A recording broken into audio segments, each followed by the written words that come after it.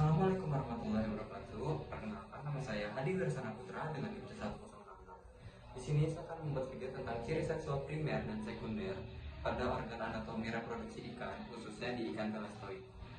Ikan tersebut mencakup ikan lele, ikan mas, dan ikan nila. Langkah pertama yaitu mengambil ikan mas, ikan nila, dan ikan lele. Dari sini kita dapat menduga dari morfologi bentuk tubuh si ikan tersebut. Langkah selanjutnya kita dapat mengamati bagian reproduksi dari si ikan tersebut untuk menduga ikan tersebut betina atau jantan. Untuk mematikan ikan mas, ini terdapat cara, yaitu dengan cara menusuk bagian medula oblongatanya pada ikan tersebut, seperti di video ini. Dan selanjutnya untuk di ikan nila juga sama seperti sebelumnya, ini menusuk di bagian medula oblongata si ikan tersebut. Langkah selanjutnya pada ikan lele ini memiliki cara yang berbeda untuk mematikannya. Di sini dengan cara menggunting syaraf pada bagian di antara kepala dan punggung si lele tersebut, seperti yang ada di video ini. Lalu ikan mas yang sudah mati dibedah dengan gunting bedah dengan cara seperti ini, dipotong di bagian dekat operculumnya.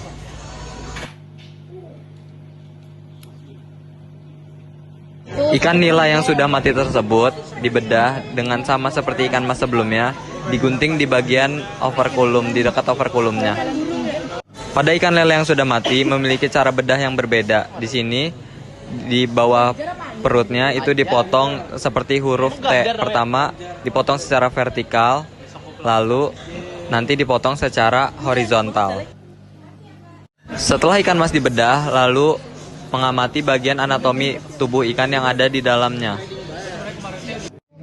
Setelah ikan nila dibedah, buka bagian tubuhnya dan amati anatomi yang ada di dalam perut ikan tersebut. Pisahkan secara satu persatu dan secara teliti, karena bagian ini merupakan bagian yang sangat penting, bagian anatomi tubuh ikannya. Setelah ikan lele dibedah, ikan ini juga dikeluarkan anatomi bagian tubuh ikannya. Setelah itu amati bagian tubuh anatomi ikan karena bagian-bagiannya sangat amat penting. Setelah ikan mas ini dibedah, lalu keluarkan bagian anatomi tubuh yang ada di dalamnya, seperti jantung, hati, ginjal, dan gonad yang ada dalam tubuh ikan tersebut.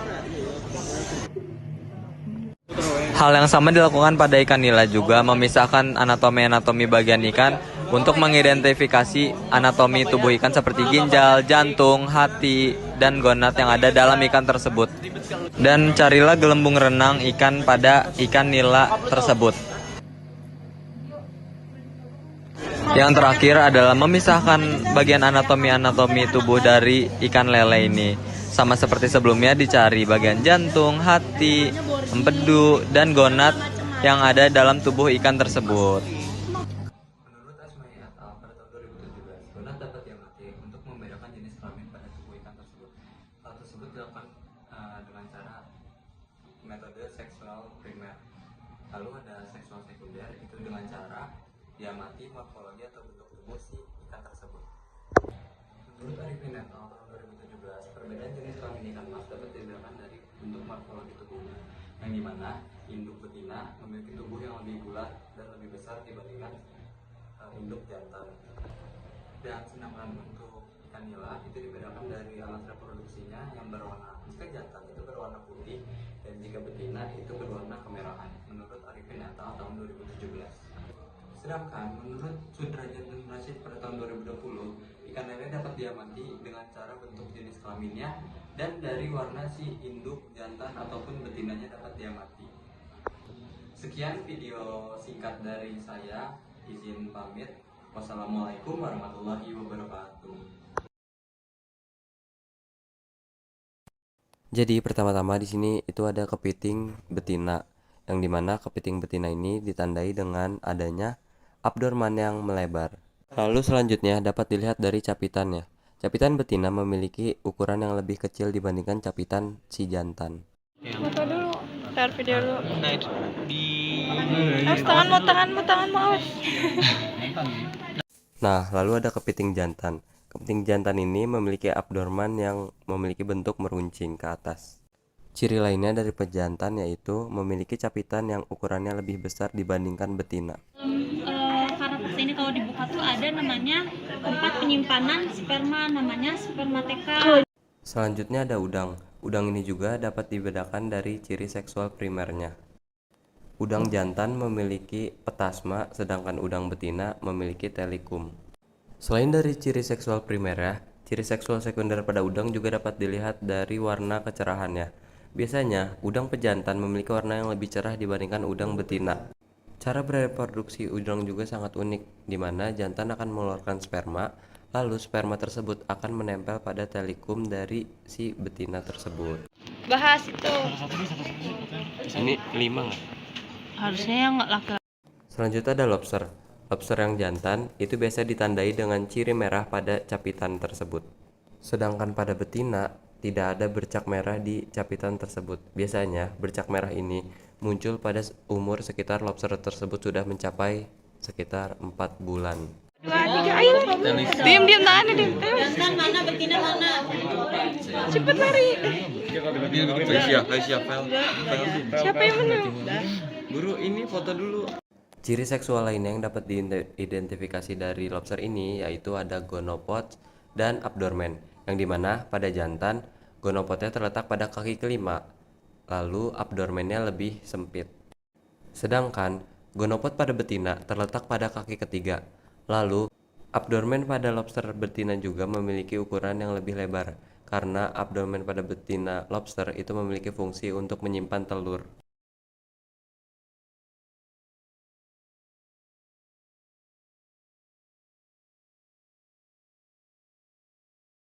Pada pos 2, di sini terdapat 2 ikan mas, yang dimana yang bawah itu indukan yang jantan dan yang atas indukan yang betina. Kedua ikan yang sudah dibedah ini kita amati bagian gonadnya. Kita harus menentukan atau menduga tingkat kematangan gonad ini pada fase berapa. Di sini kita menduga bahwa indukan jantan terdapat pada tingkat kematangan gonad pada fase keempat, yang dimana gonadnya sudah berwarna putih susu dan juga cukup besar. Dan untuk yang betinanya kita menduga pada tingkat kematangan gonad fase kedua, yang karena fase kedua pada ikan mas ini gonadnya masih kecil dan juga masih berwarna kemerahan. Pada pos selanjutnya kita menentukan tingkat kematangan gonad dengan cara kanulasi, yang dimana dengan selang kateter dimasukkan kepada lubang urogenital dari indukan lele betina.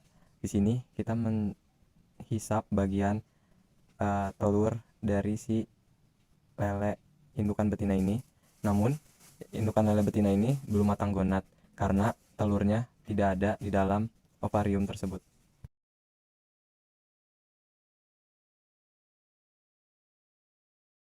Pada pos terakhir ini kita mengamati bagian tingkat kematangan gonad si ikan lele. Di sini yang atas itu indukan betina dan yang bawah indukan yang jantan. Di sini kita menduga bahwa tingkat kematangan gonad pada jantan itu berada pada fase kedua dan tingkat kematangan gonad pada induk betina pada fase ke-1. Menurut Deng et al. Pada tahun 2022 menyatakan bahwa ikan memiliki organ reproduksi yaitu gonad. Gonad juga dibagi menjadi 2, yang dimana gonad pada jantan dan juga gonad pada betina. Gonad pada jantan bernama testis, sedangkan pada betina bernama ovarium. Menurut Andriani et al. Tahun 2023 menyatakan bahwa morfologi gonad dapat diamati dari segi bentuknya, warnanya, panjangnya, dan serta bobotnya untuk mengamati tingkat kematangan gonad dari ikan tersebut. Tingkat kematangan gonad pada ikan memiliki 5 fase. Menurut MUIS pada tahun 2021 menyatakan bahwa ikan mas memiliki 5 tingkat fase, yang dimana pada fase pertama dicirikan dari gonad jantan itu seperti benang tipis, lalu pada fase kedua sperma sudah bisa mulai berproduksi pada fase kedua, lalu gonad mulai bertumbuh, pada fase ketiga warna mulai semakin jelas, fase keempat matang gonad, yang dimana organ reproduksi sudah siap untuk bereproduksi, dan fase kelima pasca pemijahan, yang dimana pada fase ini organ reproduksi mengempis namun tidak mengecil. Oke guys, sekian video singkat dari saya. Mohon maaf bila ada salah kata. Wassalamualaikum warahmatullahi wabarakatuh. Pertama-tama kita dapat mengamati kematangan gonad dengan menggunakan alat USG atau ultrasonografi.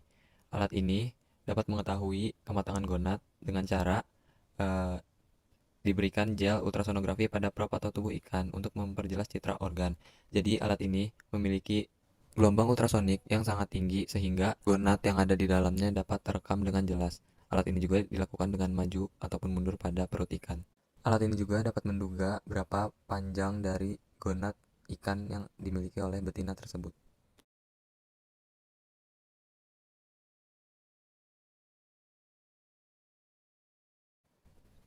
Lalu alat ini juga dapat melakukan freeze yang dimana untuk didokumentasikan untuk pengukuran.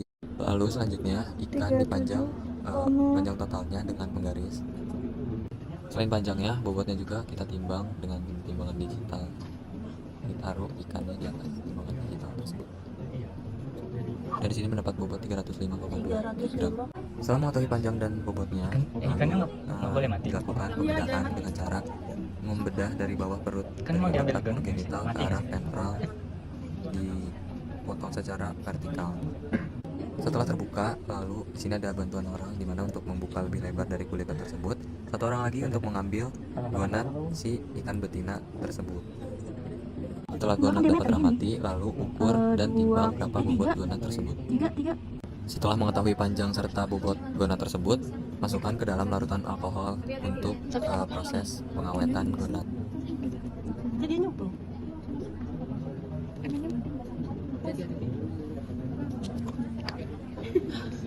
Lalu langkah selanjutnya, bedah ikan lagi untuk mencari hati dari si ikan lele tersebut.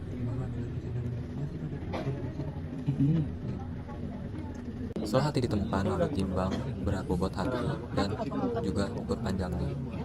Lalu langkah terakhir terdapat penjahitan ikan, di mana penjahitan dilakukan menggunakan benang dan jarum dengan metode interlock untuk menutup luka pembedahan. Ikan diposisikan berbeda saat proses pembedahan dan jarum dijepit menggunakan pincet untuk mengeles sterilitas. Kulit pada bagian sisi luka ditusuk secara perlahan hingga benang dapat ditarik dan disimpulkan. Simpul diperkuat dengan beberapa lilitan hingga luka tertutup rapat dan stabil. Jika simpul belum cukup kuat, dapat melakukan simpul kedua yang dimana dilakukan dengan cara yang sama namun dengan arah yang berbeda.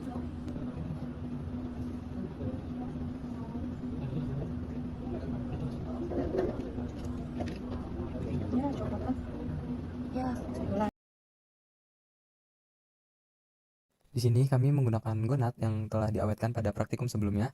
Pada kelompok kami mendapatkan bobot gonad sebesar 15,4 gram.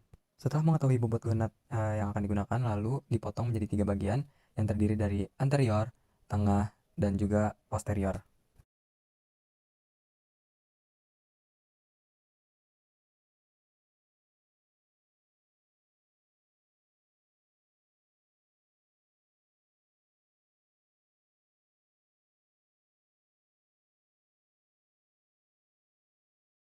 Setelah dibagi menjadi 3 bagian, lalu ambil pada masing-masing telur pada tiap-tiap bagian sebesar 3-4 ons, yang dimana ketika nanti beratnya itu akan disatukan yang akan menghasilkan 1 gram telur.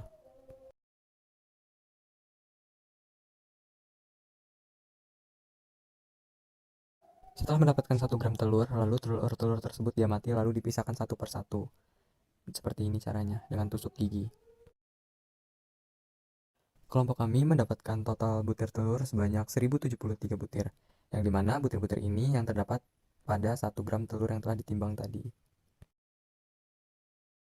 Untuk membuat preparatnya, di sini kami menyusun 10 butir telur dari tiap-tiap bagian, yaitu dari anterior, tengah, dan juga posterior.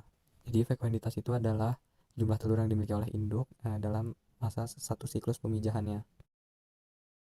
Setelah preparat siap, lalu amati di bawah mikroskop untuk mengamati morfologi dari si telur tersebut. Di sini kami melakukan pengukuran diameter telur, yaitu dengan cara mengukur panjang horizontal dan juga panjang vertikalnya si telur yang telah diamati tersebut. Lalu setelah mendapatkan angka-angkanya, kami mengolahnya untuk di data Excel.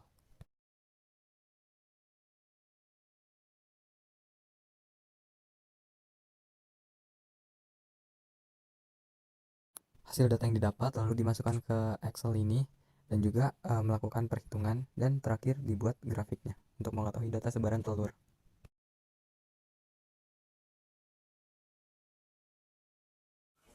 Oke, mungkin cukup sekian video singkat dari saya. Terima kasih sudah menonton. Wassalamualaikum warahmatullahi wabarakatuh.